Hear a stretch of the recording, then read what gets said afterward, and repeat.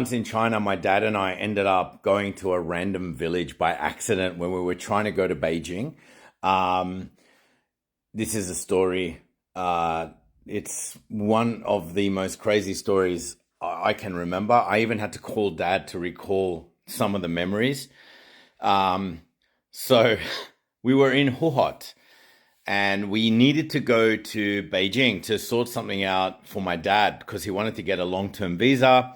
Now, this is in 2010. There were no high-speed rail all across the country back then. Not that I can remember, there was none. And the flights from Hohhot to Beijing were not as active. So, in order to move from Hohhot to Beijing, a lot of people just took a car or a train or a bus. We couldn't get flight tickets; they were booked out for the next 5-6 days back then. And so we tried to get a bus. And my dad and I said, Dad, look, we can't get flights. What country have no flights? I said, Dad, you're in a small place. This is, 2010.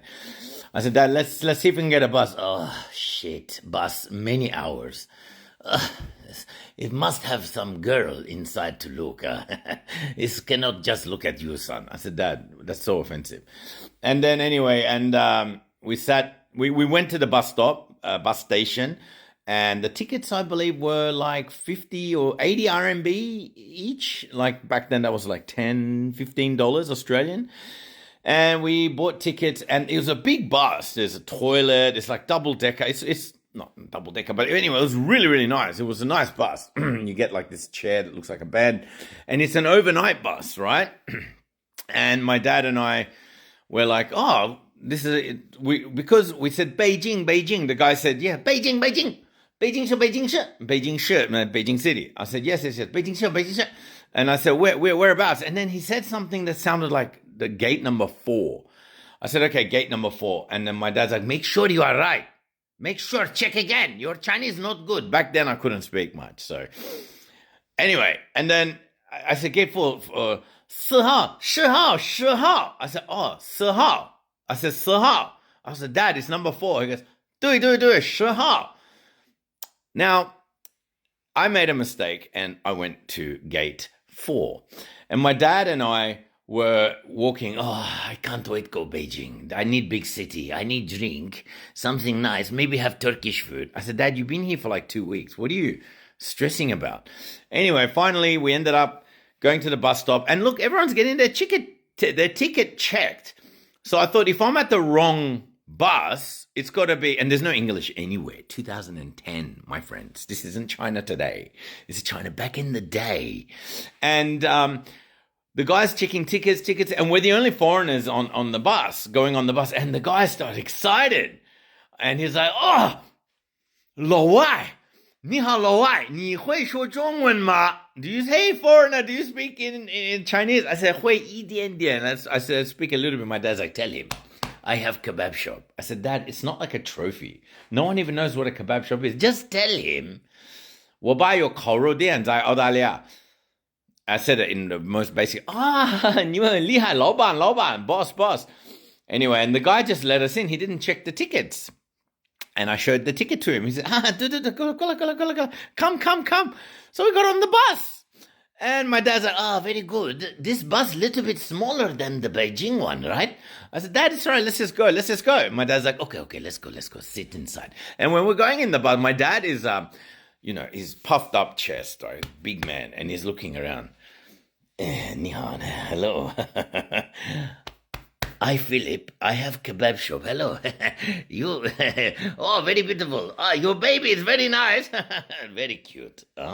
Very cute. One day will grow up, be very big. Very good. He likes to talk to random people. And so, so do I. As you can tell, I'm a bit of a social bitch, but my dad's worse. And there's like, hello. Son, they are all looking at me because I look like Stallone. I said, who? Stallone, Sylvester. They think I'm Sylvester, yes? I said, sure, Dad. And I'm his Teletubby. Son, go gym. And you will also be like me. I said, okay, Dad, I love you too. Anyway, we sat in our seat all the way in the back.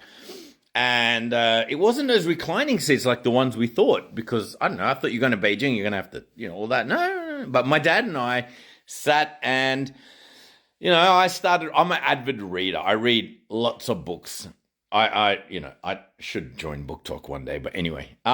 Finally, Dad sat down and he fell straight to sleep. This is late. Mind you, this is 11 p.m. My dad and I were exhausted, right? That day, that's the day we went to the police station and then we're tired, lots of things happened. And then finally, we sat in the bus and the bus driver started going and there was a lady in the middle selling snacks. And so we bought some snacks. My dad said, "What is that? Is that protein?" I said, "No, Dad, it looks like carbs."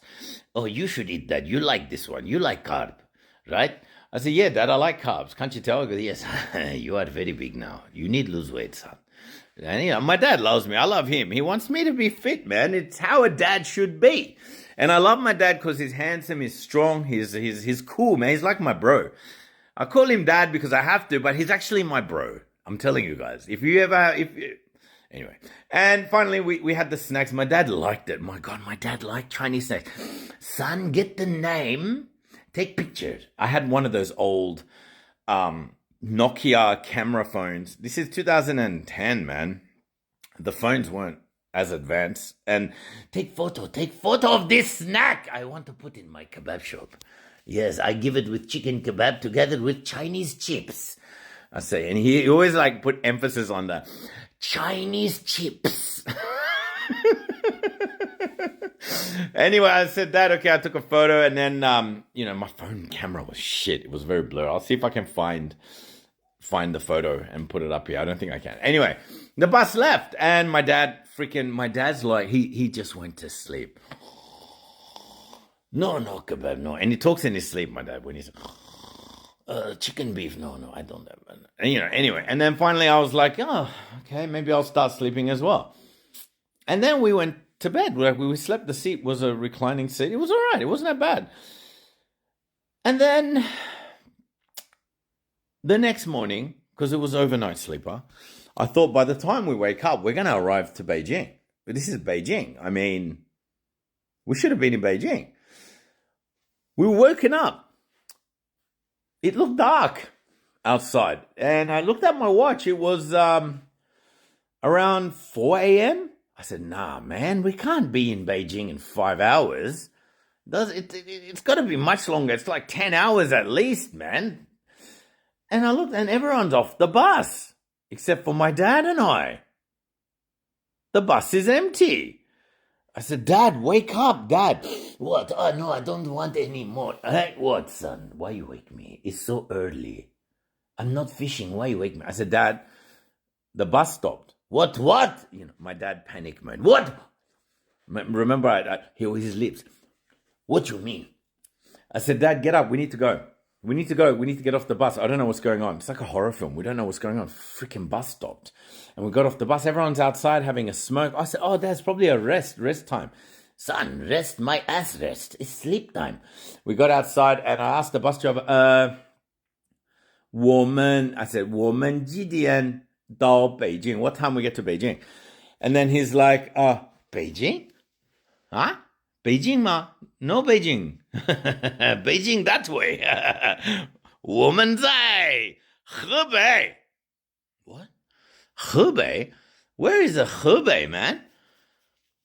Hebei. And then I remembered, holy shit, it's not far, but we went to the southern part of Inner Mongolia, of Wuhan, and we went into Hebei. And I remember geographically where that is. And I said, I don't know how I'm going to tell my dad.